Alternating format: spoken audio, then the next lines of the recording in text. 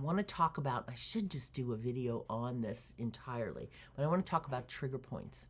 Trigger points are little neuromuscular end plates. They're where the nerves come into the muscle that get hyper firing. So instead of firing at a normal rate that just keeps muscle tone, they're firing too much. And if you feel into the muscles on either side, you're probably going to feel lumps and bumps. And a couple of them, when you hit, you get what's called a twitch response. Ding, oh, ow. That's a trigger point. The best way to work those, so I can feel one here, and I used to have them so bad I had to wear a night guard. No more.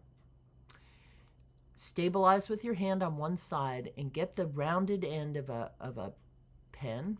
This is a marker, or a pencil eraser that's been rounded, and find that trigger point. You also can just use the tip of your finger and get on it, and it'll make you kind of cringe.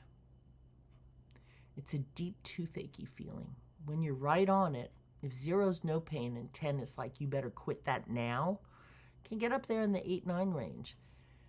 But breathe into your low back ribs. Let your molars soften. Let your tongue just be parked. Actually, let your mouth separate a little bit. Exhale with a sigh. Oh, that alone can downshift the system. And what you're going to notice as you hold it, and not be talking like me, even though I'm talking, it starts to melt. The pain goes from an 8 down to a 4, down to a 2. Doesn't have to go all the way to 0, but significantly down. And then usually, if you shift slightly, you're going to find another one nearby. Press and hold.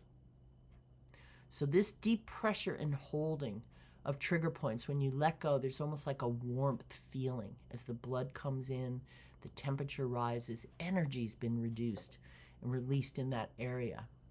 Do 3 or 4 of them. You can do either side. And then with your hands very lightly, feel, sense the jaw drifting open. Let the molars float. Let your tongue drop. Keep breathing out with a sigh or a hum.